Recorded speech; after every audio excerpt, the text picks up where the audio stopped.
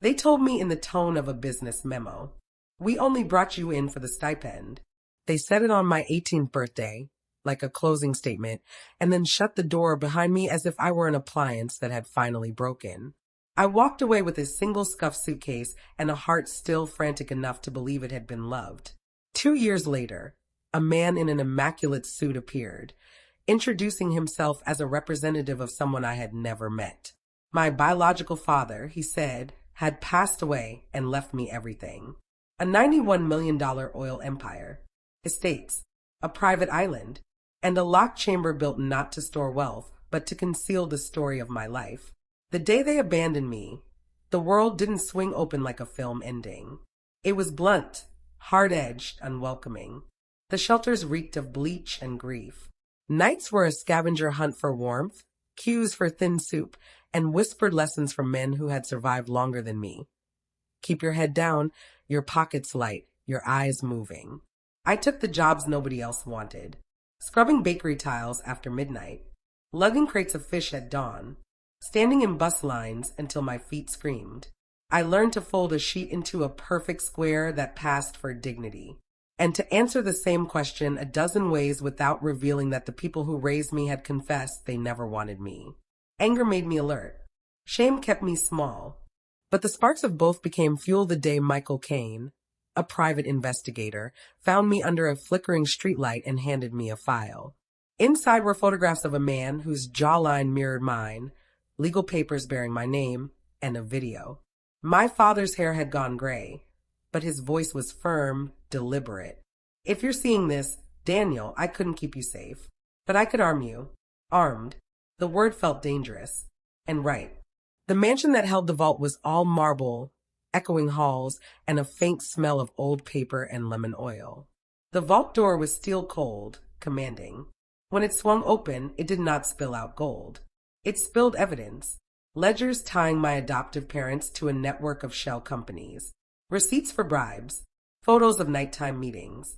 My pulse spiked when I reached a folder labeled Operation Quiet Harbor. Inside was a trail of payments leading to men whose faces I recognized from headlines about industrial sabotage and foreign bribery rings. One sheet in my mother's handwriting dated the month I turned 5. The truth hit like ice water. I had been hidden, not saved. My father had feared the cartel squeezing his company. He thought keeping me far away would keep me alive. My adoptive parents hadn't just taken the government's money. They had taken my life. I wanted to scream, to claw them apart, to undo them piece by piece. But Michael's voice was calm. If they sold you to survive, you can dismantle the system that forced the sale. So I began to plan. Not reckless revenge, precision dismantling. When the court validated my inheritance, it was like the world first tensed, then yielded. Accounts that had once held crumbs ballooned. Men whose names had once been headlines now sent cautious letters. Executives who had shaken my father's hand waited for my decisions like priests awaiting a new pope. I stepped into power as if it were a suit borrowed from someone larger. At first clumsy, then sure. Money could buy lawyers, security, loyalty. It could not buy the instant hatred it sparked. Revenge, I learned, had rules, patience, leverage, plausibility. Sometimes it needed an unseen face until the curtain call. So I let my adoptive parents imagine the boy they tossed onto the street had either drowned in hardship or vanished into some vague success. I watched from a distance as I rebuilt myself. And then, quietly, I began to press on the cracks. First, I took the company public in a way that turned opaque transactions transparent. The shell firms they'd used suddenly became visible to auditors. I fed anonymous tips to hungry young journalists I'd memorized during my homeless months, reporters who loved truth more than caution. Leaks followed. Subpoenas landed. The men who had cornered my adoptive parents found their accounts frozen, their jets grounded. The cartel began to itch. Exposure wasn't its language. Next, I turned the vault's assets into bait. I restructured trust funds to finance rehabilitation for workers the cartel had exploited. I funneled their laundered cash into transparency projects that forced public reporting. Suddenly, their quiet money had to stand in courtrooms answering questions under oath. My adoptive parents lost their house, their savings, and eventually their last fragile friendships. They had never stood in line for soup or slept on cold tile. Now they did. I didn't watch. I let the system do to them what they had once done to me. But the cartel, the true puppeteer, was harder to dislodge. And as I dug deeper into my father's legacy, I realized the vault had given me more than money. It had given me a map, a set of tools, and a choice: to become another monster, or to become the quiet hand that cut strings. That was when the boy they'd thrown away finally disappeared, and someone else began to rise. They announced it like a business transaction. "We only took you in for the government stipend," they said on my 18th birthday, then shut the door as if I were a broken appliance. I left that house with one battered suitcase and a heart that believed, in its small, frantic way, that it had been loved. 2 years later, a suited courier came with the news that my biological father had died, and with a title. He had left me everything. An oil company valued in the tens of millions, mansions scattered across continents, accounts wrapped in layers of corporate paper. At first it felt like vindication. Then the paperwork and the quiet men who began to orbit my life suggested another story, one with a darker spine. When I dug through the files, I found more than balance sheets. There were maps, shell corporations with names that meant nothing and everything, offshore accounts with balances that could buy islands, and a ledger with a ciphered name: the Island Project. The entries implied the island wasn't merely a hideaway. It was a vault for favors and secrets, a curated sanctuary where money and truth could be buried together. That island would become the story's apex. But before I reached it, someone tried to stop me. The first attempt was a small thing meant to look like accident. A handrail gave way beneath me on my estate's terrace. Later, the black SUVs appeared. At meetings, outside my building, in the reflections of shop windows. Men with faces that I'd seen in photographs of my father at cocktail parties. They weren't discreet, they were deliberate. Then came the cowardly violence. A car blew through a red light straight for my driver. He survived, the car did not. Anonymous notes arrived, ashen-thin envelopes, dead animals left on my driveway like warnings. A warehouse that stored company records caught fire one night and ate a stack of receipts that would have proved something important. My staff wept over the charred edges, and I felt every lost paper like a cut. When shots rang out at one of my properties, it stopped being an intimidation campaign and started reading like a sentence. Whoever had decided I was a problem was not bargaining. They were erasing. So I made a decision that would have been branded reckless by any reasonable counsel. If they wanted to use a private island as their archive and safe room, then I would bring light to that place. I invited a small group. Michael, my most trusted fiduciary, 2 journalists who had refused to be bought, a handful of mid-level lieutenants from the cartel who thought they were coming to negotiate. They arrived in suits that smelled faintly of humidity and authority. Their faces were clean enough to be dangerous. I played hostess. We ate. I poured wine I knew they favored in private, and I kept my voice steady, the way you keep a hand steady when you're about to cut something that matters.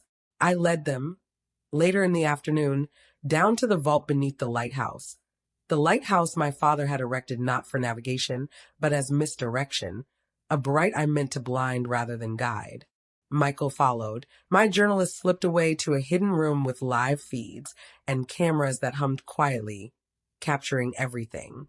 The lieutenants admired the ledger, let slip a few careless comments about nominees and shell accounts, as if names written in ledgers were merely ink, not indictments. Pride, I'd learned, is as dangerous as a loaded gun. While they talked, I pushed the ledger outwards, into the phones of the journalists, into law enforcement inboxes, into the hands of analysts who couldn't ignore the patterns. Copies flowed to Interpol contacts I'd nurtured with small, careful favors. I asked them something simple. Who ordered the hit on my father? Faces that had been poker still cracked. One man's voice trembled. He named a person I'd once thought beyond touch, a board member with diplomatic credentials and invitations to sit with senators, a man whose photo had been pressed into the glossy pages of philanthropy. Panic is thin as tissue, it tears fast. When the lieutenants tried to walk away, my security sealed the dock. Outside, helicopters beat the air, Real helicopters, not the kind that arrive for movies. Interpol was already en route. My journalists streamed live, as those who practiced concealment were photographed in the brazen daylight. One lieutenant, wiping his collar, glanced at my adoptive mother, the woman who'd once tucked me in, who'd pocketed envelopes with a smile. Recognition flared like an ugly bulb. "You were there," he said. "You were at the docks the night of the exchange." My adoptive parents' hands trembled so badly their soup quivered. The lieutenant's agitation pulled a new, uglier secret from the ledger. A photo, time-stamped and indisputable, showing their son, my supposed brother, bound and gagged in a warehouse. A caption, proof of compliance. That image turned complicity into a forced calculus. They had signed away lives not solely for greed, but under threat. My appetite for straightforward retribution curdled into something harder to name. The ledger had not simply laid out a chain of profiteering. It revealed a web of coercion that had threaded its way through families, marriages, children. My anger braided with compassion I didn't expect to feel.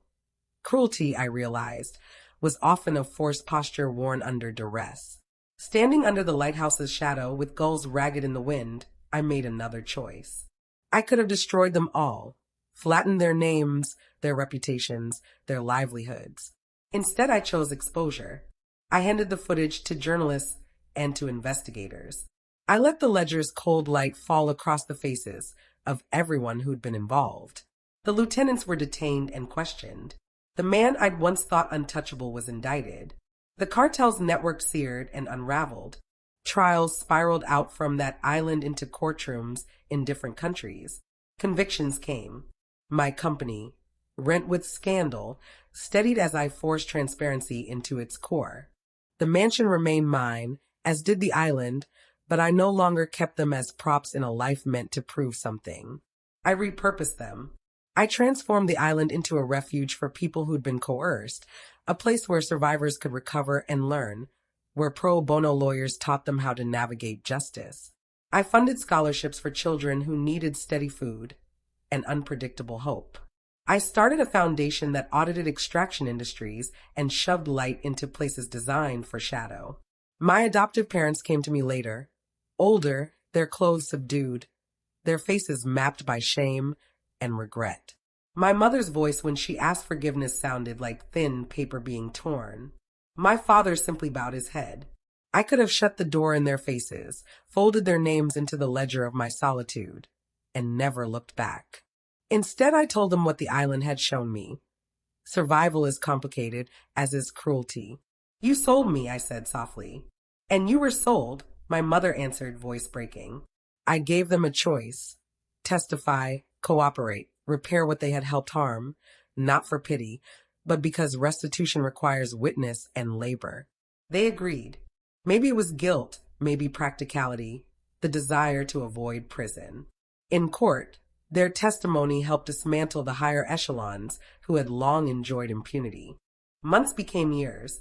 The cartel skeleton was picked clean in trials, convictions stacked into a slow, legal retribution. My company rebuilt itself on principles I enforced with an almost doctrinal zeal. Transparency, oversight, restitution.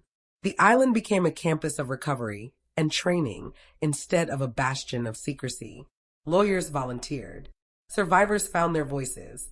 Young people got scholarships that fed their ambitions as well as their bodies.